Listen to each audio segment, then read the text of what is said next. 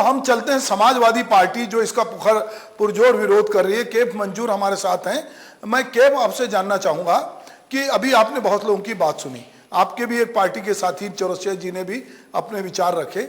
आप अपनी बात जो हो चुकी है उसके अलावा कौन कौन से ऐसे मुद्दे हैं जिन पर आप कुछ कहना चाहते हैं? धन्यवाद सुभाष जी आपका। सबसे पहले मैं तो आदरणीय सिकंदर साहब की बात का जवाब देना चाहूँगा। उन्होंने एक बात कही, वन नेशन वन इलेक्शन के संदर्भ में एक बात कही कि किसी ने सोचा था कि हम कोरोना की वैक्सीन दूसरे देशों को मुफ्त में दे पाएंगे। तो ये दावा तो बाबा रामदेव ने भी किया था, क्यों उन्होंने सुप्रीम कोर्ट में माफ़ी मांगी?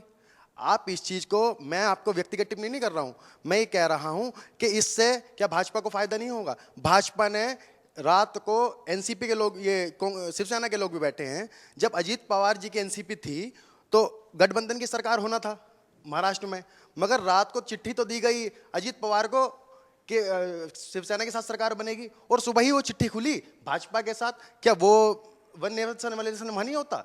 अभी जब महाराष्ट्र में सरकार गिरी, उससे पहले आपके मध्य प्रदेश में सरकार गिरी, जहाँ जहाँ भाजपा को फायदा होता है वहाँ सब ठीक है, और जहाँ विपक्षी पार्टियां मजबूत होती हैं या जो क्षेत्रीय दल मजबूत होते हैं वहाँ वन नेशन वन इलेक्शन। क्यों आप अयोध्या की सीट हार गए? वहाँ वन नेशन वन इलेक्शन काम नहीं आया, क्योंकि उत्तर प्रदेश की जनता जागरूक जनता है, और जितना बड़ा प्रदेश उसके हिसाब से भी आप देखो, क्या अपने पास उतने सुरक्षा बल है? क्या अपने उतने सुरक्षा बल है क्या? नहीं, मैं ये पूछ रहा हूँ कैफ की वो क्यों हारे वो छोड़ दीजिए, कौन जीता इस पे हम बात नहीं कर रहे। हम बात कर रहे हैं कि अभी केंद्रीय मंत्रिमंडल ने वन इलेक्शन वन नेशन जो है उसको मंजूरी दी है, और उसकी प्रोसेस अभी चलेगी। अभी कई फोरम पे बहस होगी, उसका मसौदा आएगा।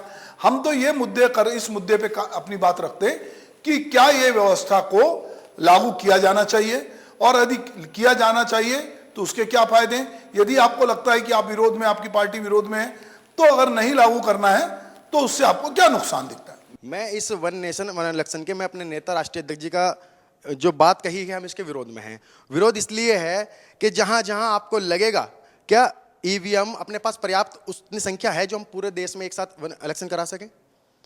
आप बताइए, क्या अपने पास जितनी सुविधाएं उतने कर्मचारी हैं क्या चुनाव आयोग के पास? आप बताओ, जो जितनी खर्चे की बात कर रहे हैं, तो खर्चे में तो चंगू मंगू नाम के भी लोग तो खड़े होते हैं, वो किस लिए पर्चा भरते हैं?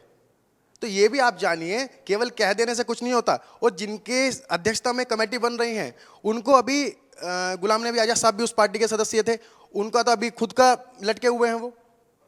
तो कमेटी के सदस्य भी तो ऐसे चुनने चाहिए अध्यक्ष जी को कि जो उस चीज़ को कभी परखें।